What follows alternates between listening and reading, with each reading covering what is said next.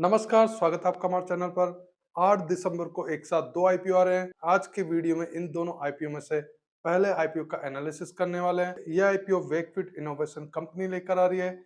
लेकिन इस आईपीओ का एनालिसिस करने से पहले मैं आपको इम्पोर्टेंट बात बताना चाहूंगा। नवंबर महीने से लेकर अब तक ज्यादातर ऐसी कंपनी के आईपीओ है, इन कंपनी के फाइनेंशियल वीक है। इनका profit, net worth, reserve, ROE, ROC, RONW ज्यादातर सभी नेगेटिव में। सेकंड पॉइंट, ऐसे आईपीओ में रिटेलर्स के लिए केवल 10% का रिजर्वेशन रहता है और क्यूआईबी के लिए 75% का रिजर्वेशन रहता है। थर्ड पॉइंट, ऐसी कंपनी के आईपीओ के लिए ग्रे मार्केट में डिमांड अच्छी हो या ना हो, फिर भी ऐसे आईपीओ से अच्छा खासा लिस्टिंग गेन मिल जाता है। ऐसे आईपीओ को मैं नाम लेना चाहूंगा: ग्रो आईपीओ, फिजिक्स वाला आईपीओ और पाइन लैब्स आईपीओ। ये तीनों कंपनी की फाइनेंशियल वीक होने के बावजूद भी इन आईपीओ के शेयर जब स्टॉक मार्केट में लिस्ट हुए तो इन आईपीओ से अच्छा खासा लिस्टिंग गेन मिला। ऐसी लॉस वाली कंपनियां अपने आईपीओ में एक शेयर की प्राइस 100 से लेके 150 के बीच में रख रही है, जिससे इन्वेस्टर अट्रैक्ट हो रहे हैं। मीसो और एक्वस कंपनी के आईपीओ भी 3 दिसंबर को ओपन हो चुके हैं। इन दोनों कंपनी के फाइनेंशियल वीक है, फिर भी ग्रे मार्केट में इन दोनों आईपीओ के लिए अच्छी डिमांड है। मीसो आईपीओ में एक शेयर की प्राइस 111 रुपीज है और एक्वस आईपीओ में एक शेयर की प्राइस 124 रुपीज है। दोनों आईपीओ से अच्छा लिस्टिंग गेन की उम्मीद की जा सकती है। तो मेरे कहने का मतलब यही है, कंपनियां फाइनेंशियल वीक होने के बावजूद भी इन कंपनी के आईपीओ से अच्छा लिस्टिंग गेन मिल रहा है। तो यहाँ पर एक सवाल उठता है कि फाइनेंशियल वीक कंपनी के आईपीओ में अप्लाई करना चाहिए या नहीं करना चाहिए। मेरा यही मानना है कि आईपीओ में थोड़ा सोच समझ कर अप्लाई करना चाहिए। अगर फाइनेंशियल वीक कंपनी के आईपीओ के लिए ग्रे मार्केट में डिमांड 30% या उससे ज्यादा रहती है और जीएमपी ज्यादा डाउन नहीं आता है, तो ऐसे आईपीओ में अप्लाई करने का डिसीजन सही साबित हो सकता है। वैसे मैं फाइनेंशियल वीक कंपनी के आईपीओ में अप्लाई करने को अवॉइड करता हूं, लेकिन अभी ऐसा ही ट्रेंड बन गया है कि फाइनेंशियल वीक कंपनी के आईपीओ के लिए ग्रे मार्केट में अच्छी डिमांड रह रही है और लिस्टिंग गेन भी अच्छा मिल रहा है। अगर फाइनेंशियल वीक कंपनी के आईपीओ से अच्छा लिस्टिंग गेन के मिलने की उम्मीद है तो हम आईपीओ में अप्लाई कर सकते हैं। आज हम वेकफिट आईपीओ का एनालिसिस करने वाले हैं। क्या वेकफिट आईपीओ भी ऐसे ही आईपीओ में से एक तो नहीं है जिसके फाइनेंशियल वीक है बट ग्रे मार्केट में अच्छी डिमांड है और इस आईपीओ में अप्लाई करने से अच्छा लिस्टिंग गेन मिलने की उम्मीद की जा सकती है? तो देर ना करते चलिए एनालिसिस करते हैं वेकफिट इनोवेशन कंपनी के आईपीओ की। वेकफिट इनोवेशन लिमिटेड एक Indian direct to consumer home and sleep solutions company है। ये कंपनी largest and fastest growing D2C home and furnishing solutions company है। कंपनी ने अपने बिजनेस की शुरुआत केवल मैट्रेस प्रोडक्ट से की और आज देखते ही देखते कंपनी होम एंड किचन के लिए कई प्रोडक्ट एंड सॉल्यूशंस ऑफर करते हैं। इनके प्रोडक्ट्स एंड सॉल्यूशंस की कैटेगरी में mattresses and beddings, beds and side tables, pillow and cushions, sofa and seating, wardrobes and dressing tables, chairs and WFH furniture, TV units and coffee tables, cabinets and shelves, kitchen and dining furniture, kids furniture and accessories, home essentials, curtain and home decor है। इनके products and solutions online और offline available है। India में 73 cities में लगभग इनके 135 stores हैं। Company 2016 में इनकॉर्पोरेट हुई। इनका रजिस्टर्ड ऑफिस बेंगलुरु कर्नाटक में। इनके प्रोमोटर्स में अंकित गर्ग और चैतन्य रामलिंग गौड़ा है। अभी प्रोमोटर की होल्डिंग 43% है। आईपीओ इशू के बाद में इनकी होल्डिंग 36.83% रह जाएगी। कंपनी का मार्केट कैप 6,373.16 करोड़ है। ये तो कंपनी की प्रोफाइल की बात हुई। चलिए इनके फाइनेंशियल देखते हैं। कंपनी ने सितंबर 2025 क्वार्टर के रिजल्ट भी डिक्लेयर कर दिए हैं। 2025 फाइनेंशियल ईयर में इनके असेट 1050.75 करोड़ है। इनके असेट में लगातार ग्रोथ है। इनका रेवेन्यू 1305.43 करोड़ है। इनका रेवेन्यू 28% इंक्रीज हुआ। कंपनी लगातार लॉस में। 2023 फाइनेंशियल ईयर में इनका लॉस 145.68 करोड़ था। 2024 फाइनेंशियल ईयर में इन्होंने अपने लॉस पर पूरा कंट्रोल किया और इनका लॉस घटकर 15.05 करोड़ रह गया। 2025 फाइनेंशियल ईयर में इनका लॉस 35 करोड़ हो गया। कंपनी को अपने लॉस पर कंट्रोल करने की जरूरत है। हालांकि सितंबर 2025 क्वार्टर में कंपनी को 35.57 करोड़ का प्रॉफिट हुआ है। EBITDA 90.83 करोड़ है। 2023 फाइनेंशियल ईयर में इनकी EBITDA नेगेटिव में थी।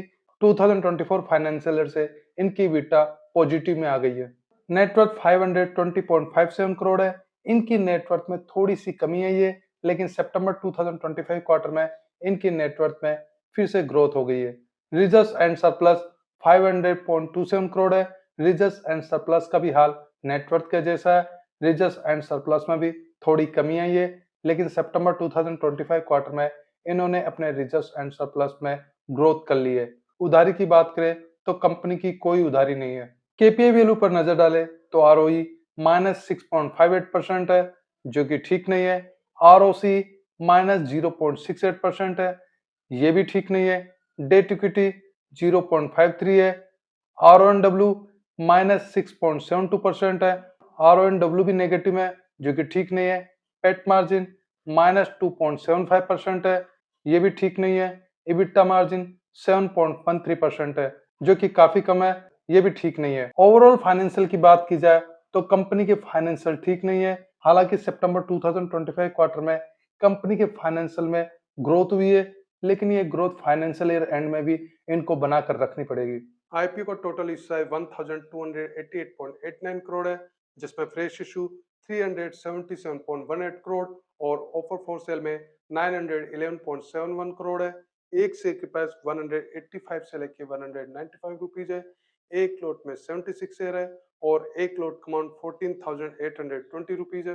रिटेल इन्वेस्टर मिनिमम 1 लोट के लिए और मैक्सिमम 13 लोट के लिए अप्लाई कर सकते हैं। स्मॉल एचएनआई मिनिमम 14 लोट और मैक्सिमम 67 लोट के लिए अप्लाई कर सकते हैं और बिग एचएनआई मिनिमम 68 लोट के लिए अप्लाई कर सकते हैं। ये आईपीओ 8 दिसंबर से लेकर 10 दिसंबर तक अप्लाई किया जा सकता है।